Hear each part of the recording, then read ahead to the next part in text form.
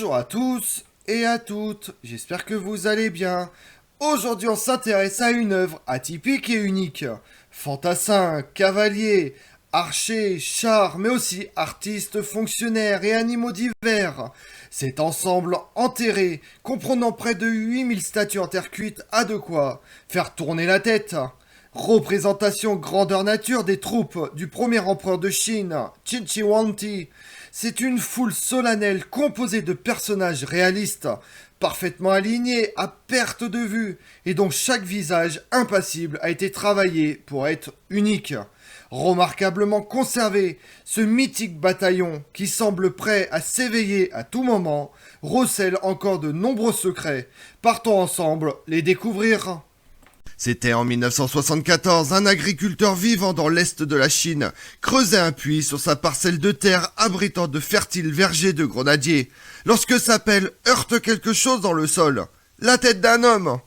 En l'examinant de plus près, Yang s'aperçut qu'elle était en terre cuite et alerta les autorités locales.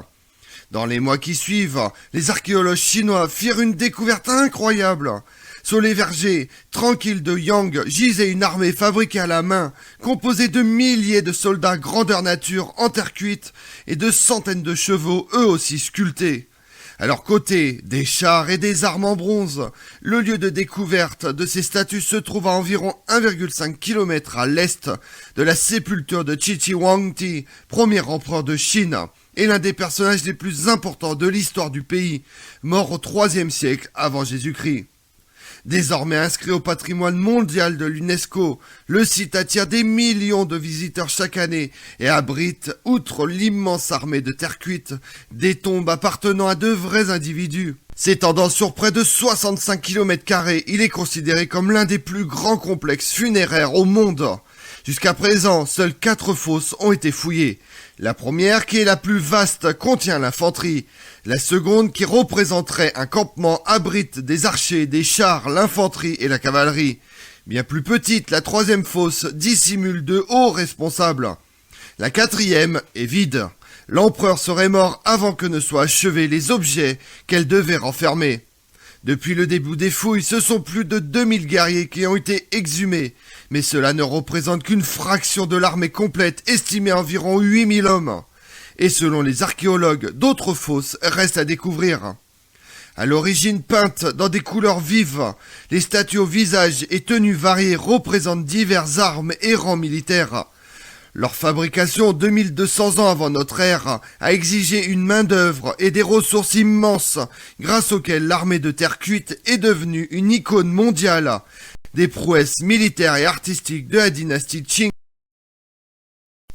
Né sous le nom de Zhao Zeng en 259 avant Jésus-Christ, le futur empereur n'avait que 13 ans lorsqu'il devient roi de la province de Chine. En 221 avant Jésus-Christ, il a déjà conquis plusieurs autres provinces et s'était autoproclamé Qin Shi Huangdi, le premier auguste empereur de Chine. Son court règne fut marqué par des avancées majeures en matière de centralisation du pouvoir, d'harmonisation du système d'écriture, de poids et de mesure, monétaire et judiciaire, ainsi que par le début de la construction de la Grande Muraille de Chine. L'immense mausolée de Qin Shi Huangdi se fait construire près de Xiang, témoigne des ressources qu'il avait à sa disposition. Selon certaines sources, des centaines de milliers d'ouvriers travaillèrent à la construction du complexe et des statues qui l'abritent. Le paysage dut aussi être altéré pour faire place à l'édifice. Le cours des rivières fut notamment détourné et une armée de bras fut sans doute nécessaire pour creuser les fosses, accueillant les statues et transporter la terre. La production des statues était un bijou de logistique et d'art. La plupart des guerriers mesurant 1,80 m et pèsent environ 200 kg. De près, leur beauté est encore plus frappante. Les détails de leur coiffure, des traits de leur visage, des plis réalistes de leurs habits et des traces de pigments utilisés pour leur peinture se laissent alors découvrir. Les chercheurs se sont longtemps interrogés sur les méthodes employées pour la fabrication des statues. Afin de percer ce mystère, ils ont mené des expériences de rétro-ingénierie. Cette prouesse est d'autant plus impressionnante au vu du contexte du règne de Qin Shi Huangdi. Supposons que ce dernier ait ordonné la construction du mausolée avant l'unification de la Chine et sa proclamation comme empereur en 221 avant Jésus-Christ. Chichi Huangdi étant mort en 210 avant Jésus-Christ. L'ouvrage fut réalisé en l'espace de quelques années. Au cours du règne de l'empereur Qin, la Chine s'apparentait à une mosaïque de cultures ethniques et de religions. L'idée d'un pouvoir politique autoritaire et centralisé, donnant des ordres depuis une capitale lointaine par l'intermédiaire de fonctionnaires, était considérée comme des plus étranges, extrêmement difficiles à s'expliquer et à mettre en œuvre. Le premier empereur de Chine se considérait comme le dirigeant d'un territoire immense et un monarque unifiant le monde des esprits. Des écrits révèlent que Chichi Huangdi convoitait des potions permettant de vivre plus longtemps et demanda à des émissaires de trouver ces précieux élixirs. Sa grandiose sépulture, qui avait pour vocation de rappeler aux générations futures la grandeur de l'empereur, témoigne de sa quête de l'immortalité. Les archéologues n'ont pas encore exhumé le tertre funéraire de l'empereur. Sa création a exigé des ouvriers qu'ils creusent une fosse de 30 mètres de profondeur et construisent une sépulture avant de les ensevelir sous un tertre pyramidal mesurant plus de 50 mètres de haut. Son contenu suscite de nombreuses spéculations. Selon Sima Xiang, historien chinois du IIe siècle avant Jésus-Christ, des rivières de mercure et des pièges destinés aux profanateurs protégeraient la dépouille de l'empereur. Comme l'atteste la conception du mausolée et les matériaux employés, l'empereur souhaitait s'entourer de ce dont il aurait besoin dans l'au-delà. Démonstration extraordinaire de la suprématie d'un nouveau souverain capable de mobiliser tous les matériaux, ouvriers et connaissances nécessaires à la création d'un édifice à la splendeur et à l'ampleur inégalée.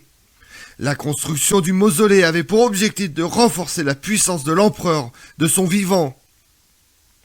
Les habitants du confin de la Chine, des Qin, eurent sans doute vent de ce projet ostentatoire. Celui-ci renforce l'aura mystique d'un empereur si riche et si puissant qu'il pouvait créer une armée grandeur nature, prête à le protéger pour l'éternité, faisant front en direction de l'Est et des territoires qu'il avait si spectaculairement conquis. Comment a-t-il été possible de rassembler les matières premières, le savoir-faire technique et la main-d'œuvre nécessaires à la création de milliers de soldats grandeur nature au IIIe siècle avant Jésus-Christ? La fabrication de l'armée de terre cuite exigeait un système standardisé de production de masse, ainsi qu'une excellente organisation. Grâce à des études de rétro-ingénierie, une équipe d'archéologues a tenté de reproduire sur la base de ces analyses scientifiques la méthode de fabrication de ces statues. Selon les chercheurs, les ouvriers travaillaient en parallèle au sein de petites équipes pour produire différentes pièces. Ainsi, les guerriers n'étaient ni produits ni assemblés dans un seul atelier. Ils étaient assemblés un à un par des groupes distincts d'artisans, chacun dirigé par un maître artisan. Une fois la peinture des statues achevée, ces dernières étaient acheminées jusqu'aux fosses. La méthode étant la même pour les armes désormais disparues des soldats. Chacune était conçue dans une armurerie différente et collectée avant d'être attribuée à sa statue. Si la création et la coordination de multiples ateliers nécessitent un investissement conséquent, cette solution tire son épingle du jeu en cas d'imprévu. Une nouvelle équipe pouvait être rapidement montée pour pallier les retards par exemple. L'armée de terre cuite de Chichi Huangdi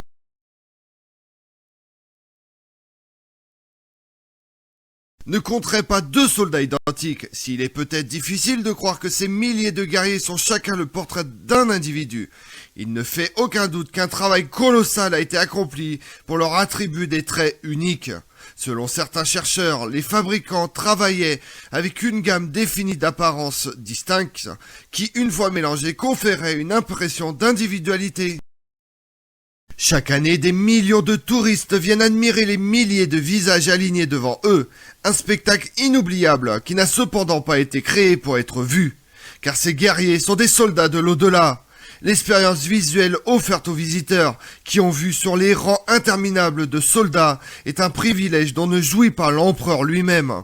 Une fois les troupes de soldats placées en formation, les passages étaient recouverts de grosses poutres en bois, fermées par des nattes de roseaux, puis ensevelis sous des tonnes de terre. Le désir d'immortalité de Chichi Huangdi n'empêcha pas le mausolée monumental d'être exposé au danger peu après la mort de l'empereur.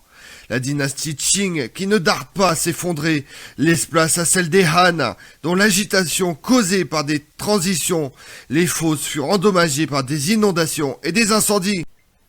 Comme on l'a vu, la création de l'armée de terre cuite est un projet d'envergure, avec la création des milliers de statues de guerriers grandeur nature pour protéger le mausolée du premier empereur de Chine. Elle s'est faite en plusieurs étapes. Je vous remercie d'avoir suivi cette vidéo en ma compagnie. Si vous voulez connaître mes autres vidéos, retrouvez-moi sur ma chaîne YouTube Tout sur l'Histoire avec Damien, mais également sur les réseaux sociaux, Twitter et Instagram, Histoire Damien. Et pensez à liker, commenter et vous abonner. Je vous remercie à tous.